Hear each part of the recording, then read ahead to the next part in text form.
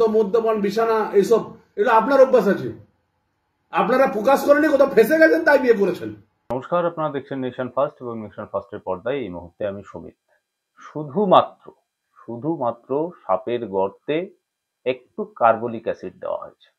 এই কার্বলিক অ্যাসিডের জেরে একেবারে রে করে সাপ বেরিয়ে পড়েছে। সাপেরা এতদিন কোথায় ছিল সেই বিষয়টা বলবো। সৌমিত্র খান আজকে যে বক্তব্য রাখলেন, যেটা শুনলেন আপনারা, বক্তব্যের তাৎপর্যপূর্ণ বুঝতে পারছেন। একে একে কারা কারা দিলীপ ঘোষের বিরোধিতা করছে। প্রসঙ্গত দিলীপ ঘোষ দীঘার জগন্নাথ মন্দিরে যান উদ্বোধনের দিন এবং সেখানে প্রভু জগন্নাথ দর্শন করেন। মমতা ব্যানার্জির সঙ্গে একটি বৈঠক হয়। আমি এর আগের ভিডিওতে ঠিক যা বলেছিলাম, প্যারালালি এই ভিডিওতে আপনি দলের ক্ষতি কারা করছে সেই বিষয়টা একেবারে পরিষ্কার হবে জানলে। শুনতে থাকুন কি বললেন। বহিরাগত মদ্যপান বিছানা এইসব এগুলো আপনার অভ্যাস আছে, আপনারা প্রকাশ করেনি, কোথাও ফেসে গেছেন তাই বিয়ে করেছেন। এসব আমাকে বলবেন না, একদম পরিষ্কার বলে বলছি। রাজনৈতিক দল পরিচয় ছাড়াও আপনাকে বলতাম না, কিন্তু অনেক বেশি আপনি কথা বলছেন। আপনি ফেসে গেছেন, আপনি আরো দু তিনজনের সঙ্গে ফেসে গেছেন, তাই এখানে বিয়ে করেছেন। এসব কথাগুলো আমাকে বলতে যাবেন না, ভদ্র থাকুন। অনেক কিছু আছে আপনার, দিল্লিতে কোথায় অ্যাসেট আছে আমরা জানি না। আমরা তো ব্যবসা করি কলা উঁচু করে, তৃণমূল কংগ্রেসের আমলের আগেও ব্যবসা করেছি। আমার অ্যাসেট দেখুন, আমার বাবা বিজনেস করে, আমার বাবা চাকরি করতো। তাহলে আমরা কেউ ওই উচ্ছিষ্ট খেতে নয়, আমরা থাকলে পার্টিটা চলে। আমরা কর্মীদেরকে দেখি, আমরা আপনার মতন ওই ভ্রান্ত ঘুরে বেড়াইনি। এইসব ধরনের কথা শুভেন্দু অধিকারী পরিবার সম্বন্ধে জানবেন। তার পেট্রোল পাম্প, তার বাবা 1972 সাল থেকে কাউন্সিলর ছিলেন, অধিকারী পরিবারের একটা বড় লিডার ছিলেন। তাকে নিয়ে আপনি উল্টাপাল্টা বলছেন। আমরা মেনে নেবো নাকি সবসময়? দল হলো আমাদের নিজস্ব সমাজের, আমাদের পরিচয় আছে। শুভেন্দু অধিকারী সৌমিত্র দিকে আঙুল ছোড়ার আগে নিজের দিকে 4টে আঙুল ছুড়বেন। কোথায় আপনি মশাই? আপনি শিক্ষক পার্থ চ্যাটার্জির যে প্রসন্ন যে ধরা পড়েছিল, তার ঘরে কি করে আপনার ফাইলটা গেল? তার ঘর কই? সৌমিত্র খানকে নিয়ে এত মহিলা কেস করেছে, সৌমিত্র খানকে এতগুলো কেস করেছে। অভিষেক বন্দ্যোপাধ্যায় গত সপ্তাহে হাইকোর্টে কেস করেছে। কই? সৌমিত্র খানের বিরুদ্ধে তো কেস কমছে না। আপনাকে তো দেখি না কোথাও। কেন দেখি না? এইসব কথাগুলো বলবেন না। অনেক কিছু মন আছে, কে কোথায় টাকা দুর্নীতি। আপনি সব মানুষ, আমরা ব্যবসা করি কলার উঁচু করে। আপনার যে অ্যাসেট আছে, একবার এমপি হয়ে কেউ এত অ্যাসেট কামাতে পারেনি। তাহলে ভদ্রতা মতো রাখুন। একদম বলছি, শুভেন্দু অধিকারী সবিতাকে এমন কোনো কথা বলুন না। কারণ আমি বিজেপিটা আমার নিজের পায়ের দমে করি, নরেন্দ্র মোদীকে দেখে করি, এই কলার উঁচু করে বলছি।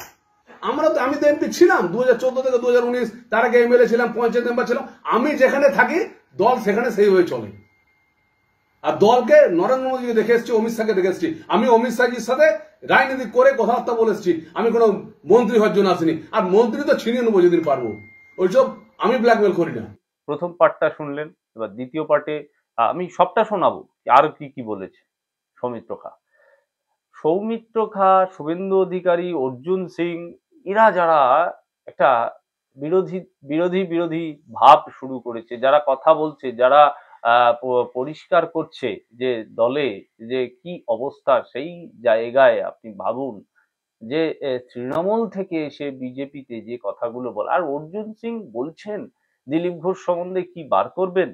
অর্জুন সিং বলছেন যে অর্জুন সিং এর মুখে কি মানায়। ব্যারাকপুরের গ্রাউন্ড রিপোর্ট করতে গিয়েছিলাম, ব্যারাকপুর অঞ্চলের মানুষ গ্রাউন্ড রিপোর্টে যা বলেছে, একেবারে কাকিনাড়া, একেবারে নৈহাটি পর্যন্ত, তা বেশ কিছু সময় প্রকাশ করা যায়নি।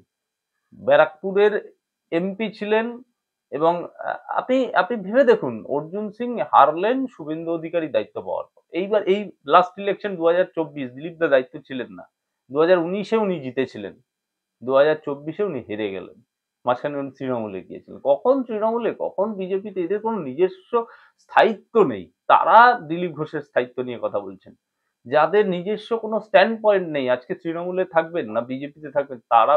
আর এই সৌমিত্র খায়ের বিয়ের কথাটা উনি বলছেন দিলীপ ঘোষ ফেসে গিয়ে বিয়ে করেছেন, কিন্তু দিলীপ ঘোষ একবারও বলেননি। সৌমিত্র খা কিন্তু নাম করে বলেছেন। অর্জুন সিং এর ভাগ্যে যেরকমটা আমি বললাম, 2024-এই জোটেনি, যখন শুভেন্দু অধিকারী বিরোধী দলনেতা। 2019-এ দিলীপ দা সভাপতি ছিলেন, উনি জিতেছেন ব্যারাকপুরে। আর সৌমিত্র খা বলছেন দিলীপ ঘোষ ফেঁসে গিয়ে বিয়ে করেছেন, কিন্তু দিলীপ ঘোষ যখন বলবার সময় একবারও বলেননি সৌমিত্র খায়ের স্পেসিফিক নাম, কিন্তু সৌমিত্র খা দিলীপ ঘোষের নাম করে বললেন। দিলীপ ঘোষ কেবলমাত্র, আপনারা সকলেই ভিডিওটা দেখেছেন, দিলীপ ঘোষ বলেছেন যে একদম দীঘার জগন্নাথ মন্দির যেদিন উদ্বোধন হয় তার পরের দিন সকালবেলায় যে প্রেস করে তিনি বলেছেন এমন কিছু নেতা আছে যার দিনে ঠিক নেই, রাতে ঠিক নেই, 3টে বিয়ে 4টে বিয়ে, একটু কোনো নেতার নাম করলেন না। টপ করে দেখবেন এই এই এই কথাটা গায়ে লাগলো গিয়ে সৌমিত্র খা। কারণ যার গায়ে লাগার, যেখানে যাওয়ার কথাটা, সেইখানেই বার্তাটা পৌঁছে গেছে। অন্য কারো কোনো নেতার তো গায়ে লাগেনি। এই কথাটা নিয়ে তো সুকান্ত মজুমদার কিছু বললেন না।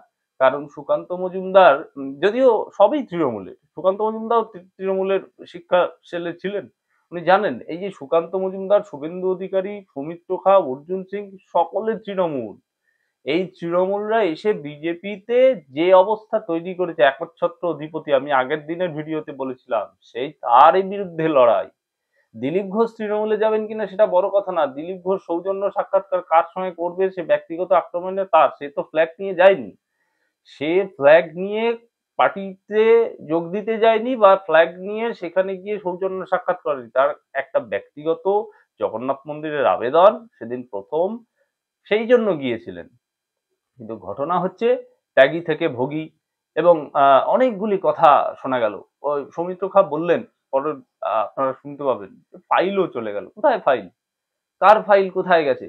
আর বিধানসভায় কে কার সঙ্গে কথা বলবেন, কে কার সঙ্গে যোগাযোগ রাখবেন, তার ব্যক্তিগত হিসেব নিকেশ কি আপনাদের রাখতে হবে? আপনাদের মতন তৃণমূলের নেতাদের, তৃণমূল থেকে আগত নেতাদের কে খতিয়ান দিয়ে ব্যক্তিগত আলাপচারিতা করতে হবে আজকের দিনে দিলীপ ঘোষের মতো নেতাকে? মনে রাখবেন, এই রাজ্যে বিধায়কের স্বাদ এসছিল দিলীপ ঘোষের হাত ধরে। এই দিলীপ ঘোষ পার্টিকে যে জায়গায় পৌঁছে দিয়েছে সেইটুকু রক্ষা করতে পারছেন না এখন এই তৃণমূল থেকে আগত দর্শনার্থীরা বিজেপির মন্দিরে। পরিষ্কার করে বলছি যে যে কথাগুলো রটাচ্ছেন, ইতিমধ্যেই দিলীপ ঘোষকে নিয়ে আমি দেখলাম যে প্রচুর মিম তৈরি হয়েছে, তার স্ত্রী, তার ব্যক্তিগত জায়গায় সেই ছবি নিয়ে মিম, এগুলো এগুলো কাদের কালচার? এগুলো ঠিক কাদের কালচার? কারা হেল্প করছে?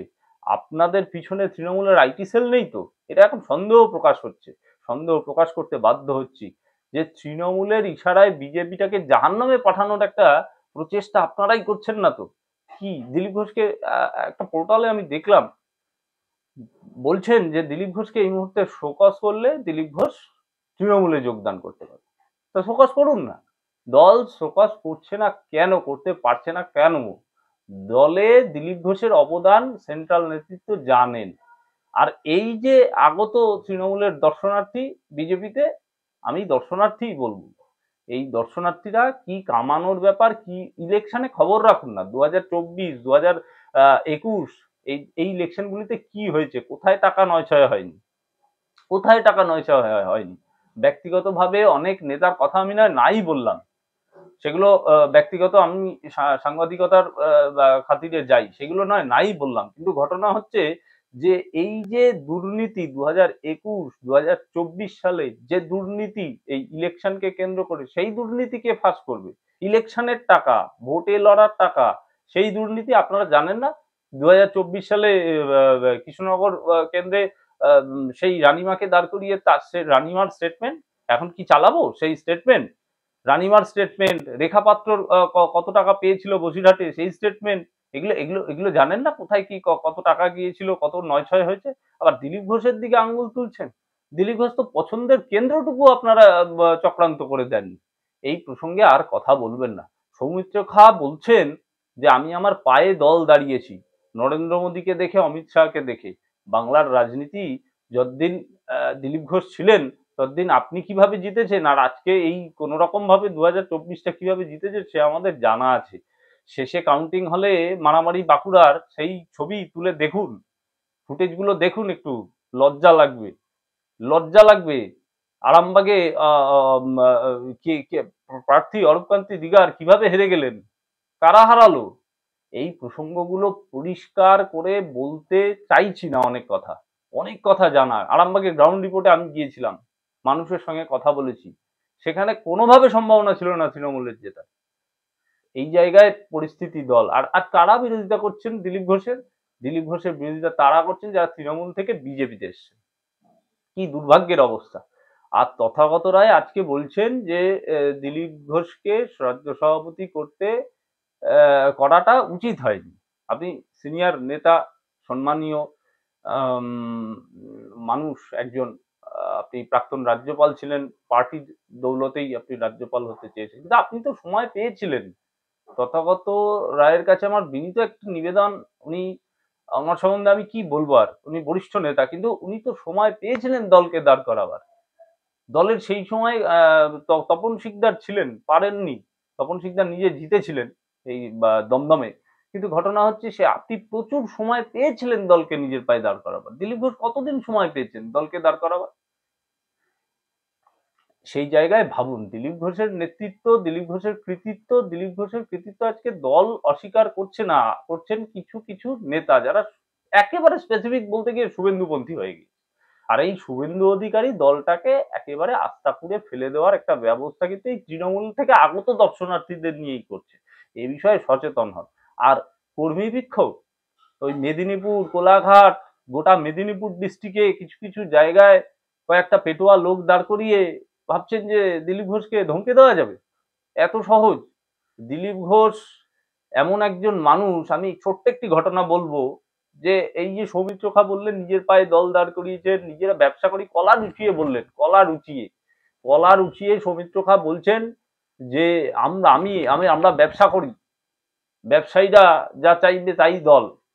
এই জন্যই তো আপনাদের শুনতে হয় যে আম্বানি আদানির দল। এইগুলো বলবেন না, মানুষের, মেহনতি মানুষের কথা বলুন, খেটে খাওয়া মানুষের কথা বলুন। নিজের দম্ভ এই কলা রুচিয়ে দেখাবার কোনো মানে নেই। আর একটা কথা বলি, যে এই যে দিলীপ ঘোষ, তার গাড়ি ভেঙে তার নামে কেস দেওয়া হয়েছে, এইরকম একজন নেতা। আজকে 200-250 কর্মীর বিনিময়ে উনি পার্টিকে দাঁড় করিয়েছিলেন। কেউ বলছে মাছ ধরছিলেন দিলীপ ঘোষ হাফ প্যান্ট পরে, কেউ বলছেন যে কর্মীরা মার খাচ্ছে, দিলীপ ঘোষ এদিকে নেই। দিলীপ ঘোষ প্রত্যেকটা জায়গায় কর্মীদের বাড়ি কি করে পৌঁছবে একটা প্রান্তিক মানুষের বাড়ি? যেখানে যেখানে যাওয়ার, যেখানে যেখানে জায়গায়, যে যে জায়গায় পৌঁছে যাওয়ার দিলীপ ঘোষ গিয়েছে। কবার ভাঙচুর হয়েছে গাড়ি, কেস হয়নি দিলীপ ঘোষের নামে? প্রচুর কেসে দিলীপ ঘোষের গাড়ি ভেঙে দিলীপ ঘোষের নামে কেস দিয়ে দেওয়া হয়। এরকমও দিন ঘটনা গেছে, তার কনভয় ভাঙচুর অবস্থায় সেই ভাঙা গাড়ি নিয়ে তিনি এসছেন। এরকম প্রচুর ঘটনা ঘটেছে। বেশ কিছু কর্মী তার সঙ্গে ছিলেন, বেশ কিছু কর্মী তার সঙ্গে ছিলেন, এবং সেই জায়গায় মেদিনীপুরে ডিস্টার্ব করা হচ্ছে। মেদিনীপুরে কি হবে ডিস্টার্ব করে? ওই 2-4 জায়গায় কয়েকটা যুব মোর্চার নামধারী লোকজন ফ্ল্যাগ নিয়ে হাতে দিয়ে গো ব্যাক স্লোগান দিচ্ছেন আজকে, আর বলছেন বাবুলের পথে দিলীপ ঘোষ। বাবুল সুপ্রিয়র পথ আর দিলীপ ঘোষের পথ এক। বাবুল সুপ্রিয় রাজনৈতিক ব্যক্তি, বাবুল সুপ্রিয় একজন কালচারাল জায়গা থেকে এসেছিলেন, তিনি তার সুবিধা মতন কাজ বাজ পাচ্ছিলেন না, তিনি চলে গেছেন। দিলীপ ঘোষের ওরকম ব্যাপার আছে নাকি? দিলীপ ঘোষ তো বরাবরই থাকি, তার কিছু নেই, তিনি পরিষ্কার বলেছেন যে তিনি খালি হাতে এসছেন, খালি হাতে যাবেন। পুরো ভিডিওটা সৌমিত্র খায়ের শুনুন, তাহলে বুঝতে পারবেন যে কলা রুচিয়ে রাজনীতি কারা করছে। এই কলা রুচিয়ে রাজনীতি না করে মানুষের কাছে নম্র হন, বিনম্র হন। আর দিলীপ ঘোষের সমালোচনা আপনাদের মুখে মানায় না।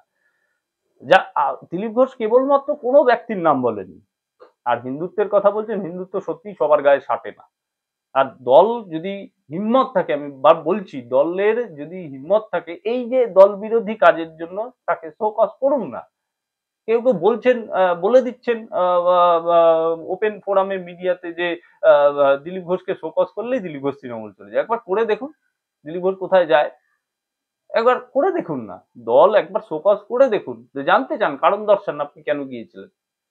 দিলীপ ঘোষ অবশ্যই লিখবেন, কিন্তু পরিষ্কার করে বলছি যে এই যে ঘটনা রটনা সমস্ত, সেটা কিন্তু কার্বলিক অ্যাসিড দিয়ে দেওয়া হয়েছে, এবার সাপ বেরোতে শুরু করেছে। এই পরিষ্কার সাপ বেরোনোর ফর্মুলা বেশ কিছু মিডিয়া, বেশ কিছু পোর্টাল, সমস্তটা মিলেমিশে জড়িত। আরে আপনারা স্পন্সর পান তাদের কাছ থেকে, সে ঠিক আছে, কিন্তু তাই বলে এই লেভেলের দালালি, মানে একটা মানুষকে ডিফেন্ড করা হচ্ছে, একটা মানুষের অবদানকে অস্বীকার করা হচ্ছে, একটা মানুষ সেখানে গেছে কেন তা নিয়ে, এটা নিয়ে মন্তব্য নাই করতে পারতেন, দলের কেউ মন্তব্য নাই করতে পারতেন। যে দিলীপ ঘোষ একার দায়িত্বে বলেছেন, তিনি তো কারোর নাম বলেননি, ঠিক আছে আমরা মন্তব্য করবো না, আমার নাম বললে আমি মন্তব্য করবো। শুধু কিছু কথা বলেছে আর এক একজন স্পেসিফিক নেতার গায়ে লেগে গেছে। কেন এটা হবে? কেন এটা হবে? তার মানে ইঙ্গিত পরিষ্কার যে তারা দলে দিলীপ ঘোষকে কোণঠাসা করেছিলেন এবং সেটা পরিকল্পনা মাফিক করেছিলেন। তৃণমূলের হাতে বিজেপিটাকে তুলে দেওয়ার একটা পরিকল্পনা 2026-এর প্রভাব অবশ্যই পড়বে। দেখবেন আড়াআড়ি ভাবে বিভক্ত যখন দল, আর দিলীপ ঘোষের প্রভাব যারা অস্বীকার করছে তারা 26-এ অবশ্যই জবাব পাবে। 26-এর জবাবটার জন্য এই যে যেমন একটা থাপ্পড় খেলেন, কাঁথিতে সম্মেলন হচ্ছিল তার পাশ দিয়ে গিয়ে দীঘায় চলে গেলেন দিলীপ ঘোষ, সেরকম মানুষও 26-এ বিজেপিকে পাশ কাটিয়ে যখন অন্য জায়গায় চলে যাবে, কোথায় যাবে আমার জানার কথা না, বলার কথা না, কিন্তু সেই দিন আর একটা থাপ্পড় খাবেন, সেই থাপ্পড়ের জন্য রেডি থাকুন। আমি এইটুকু বললাম, এর থেকে বেশি আর এখানে বললাম না।